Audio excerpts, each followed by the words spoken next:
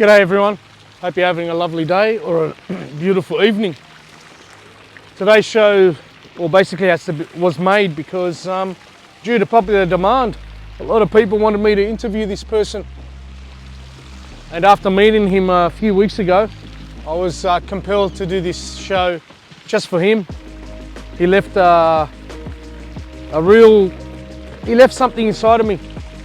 He made a real impression. So I'm here right now in the middle of Redfern Park. Just down there is where the South Sydney Rabbitohs train. It's nice, it's open. It sort of epitomises what rugby league is. Nothing's closed off. Fans can come and watch them train, can watch their superstars train. They can get up close. It's beautiful actually. I liked what Russell Crowe's done with the club. But we're not here to talk about that today. Today I'm going to introduce you to somebody that was born on the 9th of June in 1951. He had a lot of adversity to get over. I met this man 2 weeks ago for the first time, even though I've known his son for a while. He left such an impression on me. So tonight's show is a dedication to him and to the men like him who not only fought for a living, but fought for their life. They made a big change on our society. They helped their own society get through the oppression of the government at that time. Tonight we're going to be crashing the gym again, the Tony Mundine gym, but tonight we'll be talking to Tony Mundine. I want to talk to him about what it was like for him to grow up at a time when the government believed that, white power, let's say it that way. And, everything revolved around the new Australia. What it was like for him not only to represent his people, but to also represent Australia. At the same time, representing a nation that said, he wasn't good enough. I want to talk to him about that. I want to talk to him about what family means to him. He's a perfect example of a great father. Look at his son. And I'm sure his other kids are wonderful as well. So let's head over to the gym. We'll sit down and have a chat. And I'll see if I can get into the ring again. But this time not with the man, the legend that created the man. Hopefully he won't knock me out either. Let's go.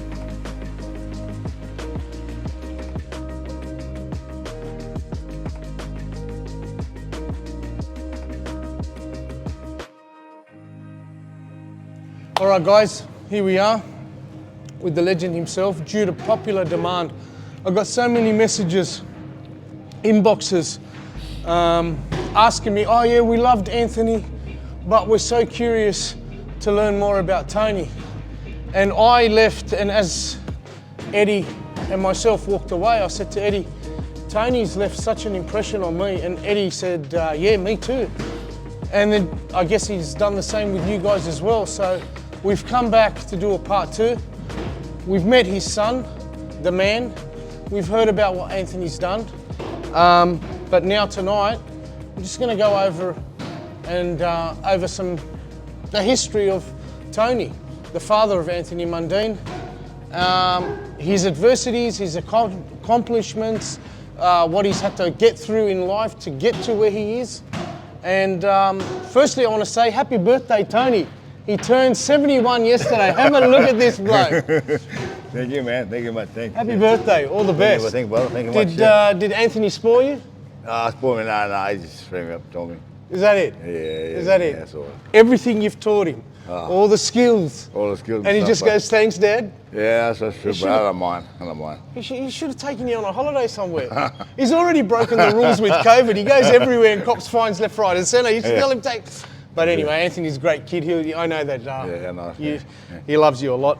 So, Tony, you were born on the 9th of June, 1951. Yeah, that's correct, yeah. Yeah. And you were born in an era where basically you were fighting from the day you were born. Yeah, it's true. It's very true. I was born in Grafton, up in Grafton. Yep.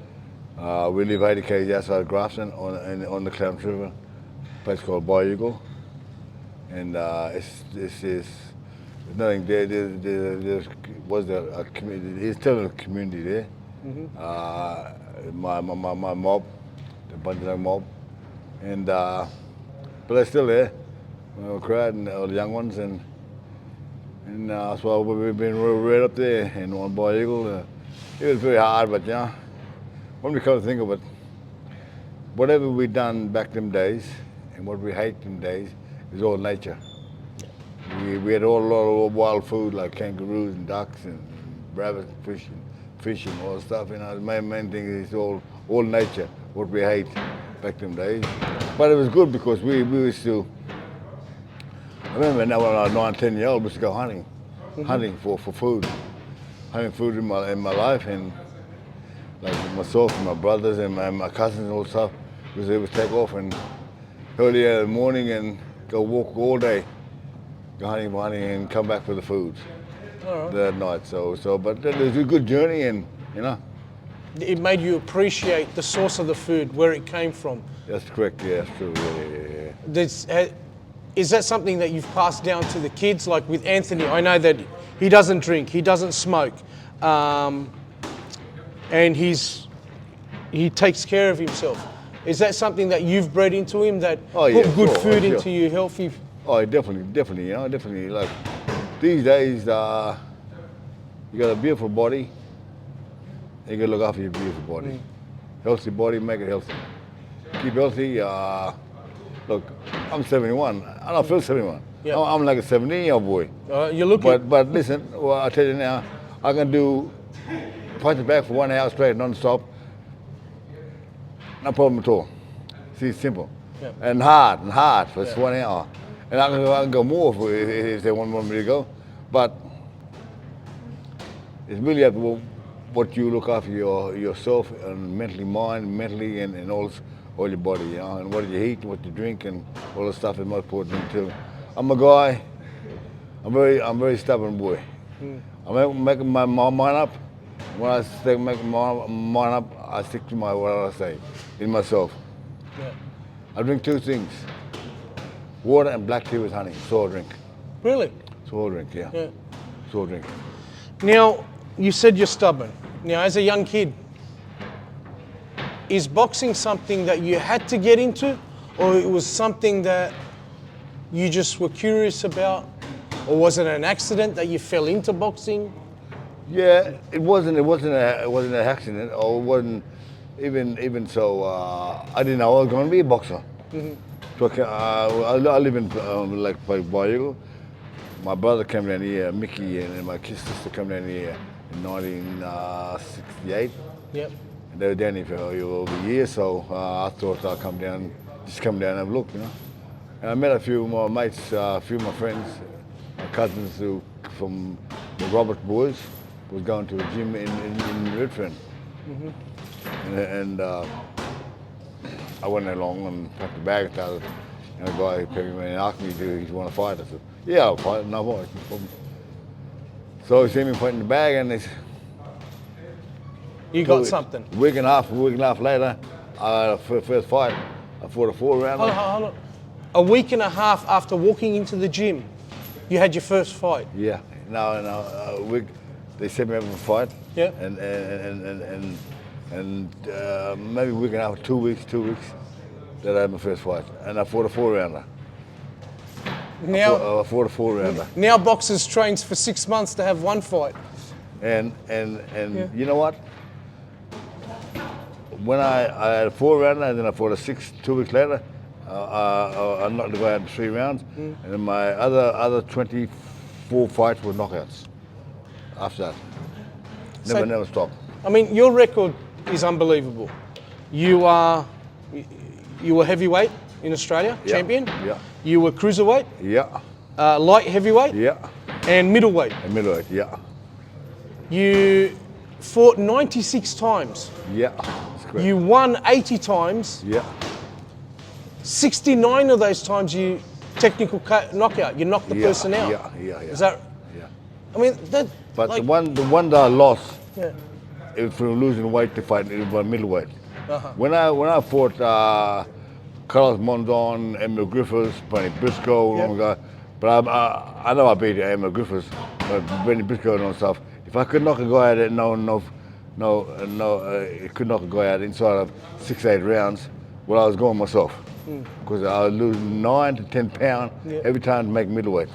I watched your fight against the Kiwi gentleman, Mundine. Oh, Carlos, Kamanga. That's it. Kama. And that made me stubborn. Yeah. It was a great fight. He couldn't like it was a punch fight. Yeah. Really a fight. Yeah. And I wanted to fight him again, but he wouldn't fight me. Yeah. So anyway, but I could see it. I could see that maybe because of the weight that you had to come down. You know, in that thing. Yeah. I could see it because I was watching the fight carefully. I could see it, and I said, like, but that's what fighters do. Sometimes to get a fight, you got to sacrifice a lot, which means you know that you're not at your strength at this weight. Yeah, man. And that takes bravery. It takes bravery. But it's all in the mind, brain box. Yeah. You know, I had to go a day before the weigh-in. I had to sit in a sauna, like with a neck out, little doors and neck out, to lose 9 to 10 pounds. Yeah. Every time I fought middleweight. But when I like light heavyweight and cruiserweight and heavyweight, no problem. I was go and make it easy. Huh? But when I fight middleweight, it was hard. So what year did? Of course, you got married. You had a family. Yeah. How hard was it to maintain? Because now everything's professional. Yeah, sure. And where I'm leading with this question is, during your time, a lot of boxers had another job. Yeah, and it was commitment. Yeah. She must have been a very supportive wife and very understanding and just as committed as you were to achieving your goals. Well, she was a great lady, great woman, and she stuck by me like another stuck by me, by her, or as we grew up in life, and I had Kelly, my daughter, first. Yep. Then Anthony come along, and then he come along, and you know, we reared him up and to be a nice man, a woman, adults now.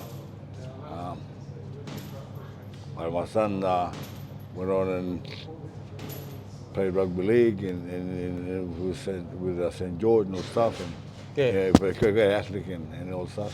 Yeah. But in the meantime, it wasn't easy for me because it was very hard as a guy who come from the bush and come down here, and I started boxing in the 69, 71, late 70s. I was traveling around the world. Mm-hmm. So it was a big thing, and it was, you know, one of those things that to fight over the other side of the world is like fight in Paris and Rome and Yugoslavia and for South Africa, Ghana and all stuff. But where's the greatest place you fought besides Australia? Where's the place that you'd say I'd fight there in a heartbeat like that? Paris. Why? They love me. They love me. Yeah. I fought 7 times there. All main event fights. Yeah. Big fights. I was packed the house out. Pack it out. It was a great journey. That life. They just love me. The French people just love me. Yeah. Keep bringing me back over there to fight. You know, I've got my sources, and I asked a bit. Yeah. They said you always came back from Paris about 12 kilos overweight. Every time you went to Paris, had a fight, you'd come back overweight, Tony. And I asked why. They said apparently you just couldn't help yourself with the croissants.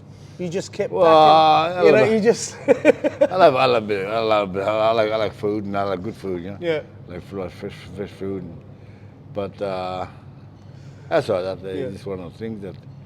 How did you, saying that they loved you? You know, I mean this with the utmost respect. Being a sovereign nation man, and going through what the sovereign people went through with this white policy and all that kind of stuff. Yeah. Going overseas, did it sadden you that you got so much respect, and everybody wanted to be around you. Yet here in your own country, your land, you had to fight every single bit to earn that respect. Yet over there, you used to know that, man. You know, you said the right word, said the right word and the right spot. It's one of those things that I'm used over there in France, used over outside the world, but around here, you know, he's one of the boys. But you know, I want to be one of the boys, just cruise around, and I know what I've done in my life, and I achieved a lot of things in sporting wise and stuff like that. And I'm getting up in age now, and I feel as a man that I'll go around again and do my same duty. But you know, it's just one of those things that life has goes so fast. One blink and you're gone. Yeah, that's That's it. thinking about it the other day. Here in the community, just like your sons, I believe your son, he learnt from you. He's very humble, and I know you're humble. But you've done a lot in this community. Yeah. What I done, when the Aboriginal come and this was here, well, I even come over here and I even work with the boys. Yeah. I used to work with the boys and they was working here. And when I retired, after I retired for about 12 months, I came over and worked over here for 12 months. And because I think I fought Mundine. I retired. I fought Mundine. I retired for 12 months. Yeah. And then I might have come back again. But you know, one of the community, like all community around Australia, one of those things that we have to work in together. That's why we were brought up, live together, be happy together, and help each other, and that's what we're going to do, you know. You've supported Anthony in everything he's done. You better believe it, yeah. If I convince Anthony to run in politics, would you be in his corner? You better believe it.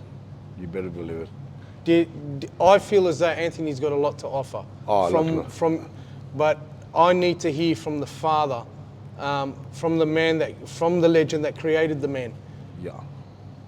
What things would you like to see implemented in government for all Australians? Because I know in sovereign people tradition, everybody that lives on this land is a sovereign person. Yeah, that's great. And I find that absolutely beautiful. Yeah. What would you like to see done in government, laws, constitution, all that? I know that you don't like politics, but I just want to ask that question. What would you like to see? Your favourite thing? There's a whole bunch of things. One particular thing changed. Oh, well, you know, you got me against the wall now, because as you said, there's so many things that have to be want to be done in this country, you know, for everyone. You know? Yeah. We're all one now. Yeah. We're all one. I know it's our land, on our land, but we own this land now, own the land now. Let's join together and be happy together and help each other. But you know, these days it's just cutting each other's throat. You know, in a lot of ways, the government is what they're doing or stuff. You know, it's just one of those things that. But I don't know what to say about the government, because I'm not in politics or anything like that. But I see things should be done simple. Yeah. You know, simple. It's one of those things that you know, sit down and think about who else, what they're going to do, and which way to go about it, and get in there and do this stuff. No matter who we are, what we are, you know. Yeah. We just gotta. Do you think he'd do a good job? What's that? Do you think Anthony would do a good job? Well, I know you're his dad, but don't hold any punches. Well, look, Anthony, I think he will have the balls or the cat of to open his mouth and let people know what's going to be done. Yeah, I agree. Here's the thing. I'm gonna put you in the corner now, all right? So you better. Oh, mate, I'm going to put you in the corner. You want to hit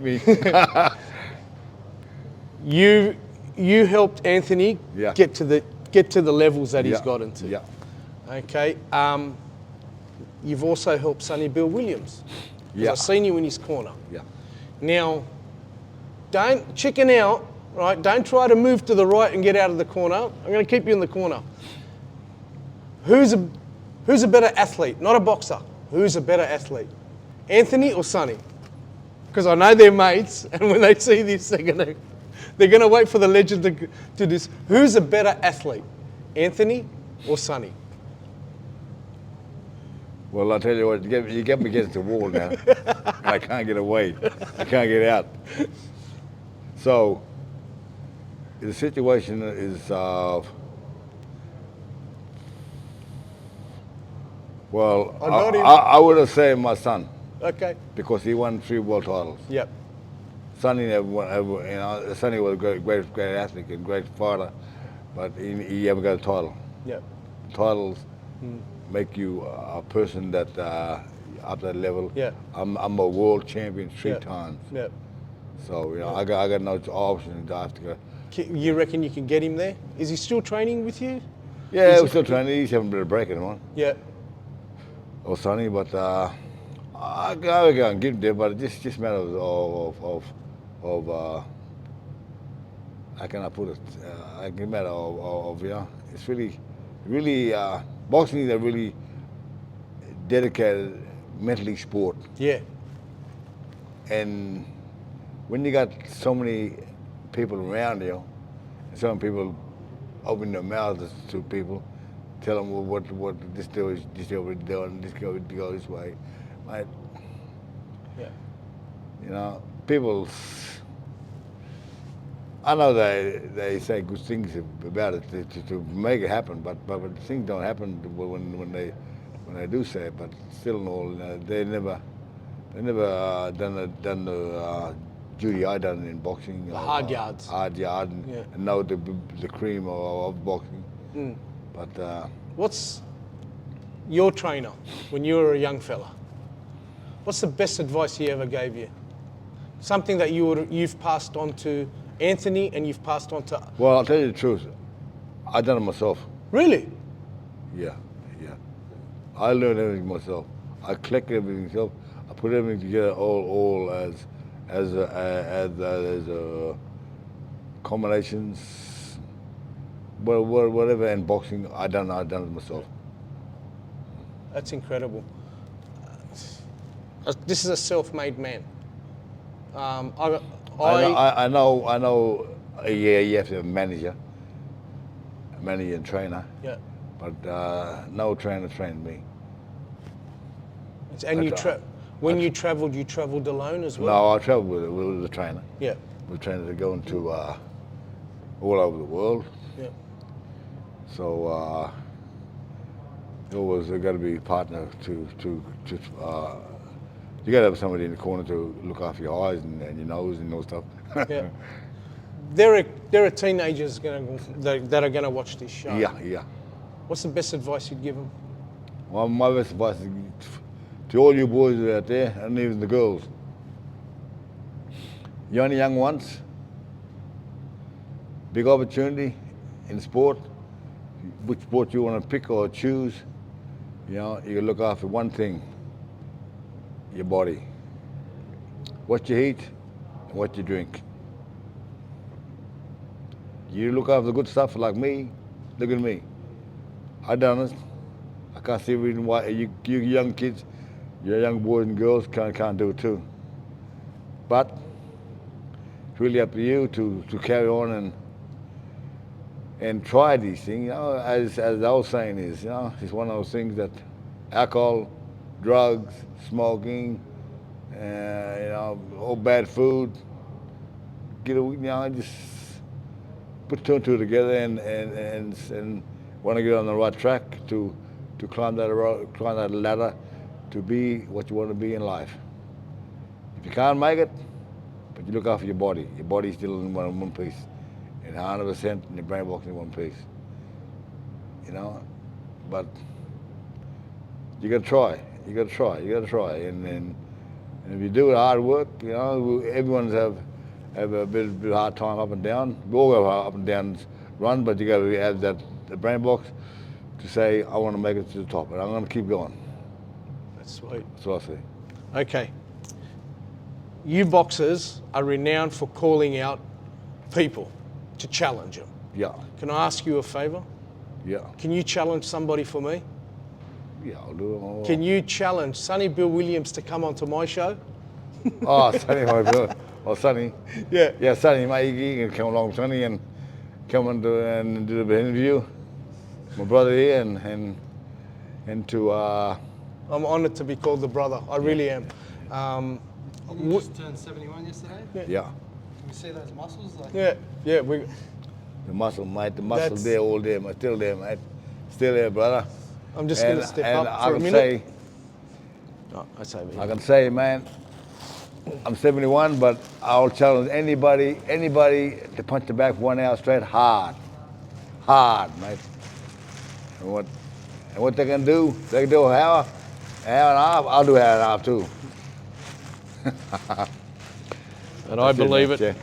I was thinking about getting into the ring, but after seeing your biceps, I'm not getting into the ring. But what I am going to do is, because I'm absolutely humbled and honoured to actually meet you and to do this, Tony. You left a powerful impression on me and Eddie. And it's a pleasure of helping. As I'm saying, I'm here to help people. we wanted to give you this gift. Oh, thank you. This is from Peter Kazi Gym in Earlwood. You know, but yeah, Peter. Right? Peter Kazi. Yeah, Yep. Peter. Yeah. He wants you. to give you this as a present Thank and you a very much. memento. Thank you. It's on the 18th of this month. They've got a boxing night being held at Helston Park RSL Club. All the young fellas are going to box. And they gave me one. And Peter said, can you please give one to the legend himself, Tony Mundine? I said, we definitely will. So that's a present from them. Thank you very much. Thank you. Yeah. Right, I'll even so come to the place, to the boxing. we'd love to. Yeah, I'll come. I'm gonna be videotaping that night, Okay. doing an interview with all the boxers, because I really want to promote young kids and sport, and I'd love to have you down there. Yeah, no problem. Yeah, You know, love to be You're there. more than welcome to come. It'll be an honour. I live in Elwood, so I'll just Yeah, roll out of bed. Roll out of bed, man. That's where Anthony grew up, in Earlwood. Yeah, in Elwood, yeah. It's good, man. Elwood, man. Well, Bye. Tony, Bought a couple of hours out there and I'm still there. that's it. I live in Canterbury, down the road. Next You've door. got to come over. Next door. Yeah, we'll have some honey and tea. That's it, man. That's true, Right. yeah. That's how it is. Guys, I don't know what to say, except I'm humbled, I'm honoured. You got to meet this legend in real life to understand what I'm talking about. His knowledge, not in boxing, in life in general, is priceless. As a bloke who's 49 years old, to take advice of a gentleman who is 71 years old and is in better condition than myself, I'd be an idiot not to take as much advice off this man as possible. God bless you all. God bless Australia. God bless you, Tony. Thank you very much. Thank you, brother. Thank you much. Thanks for having me, brother. Thank you. Thanks a lot. Pleasure. Appreciate it.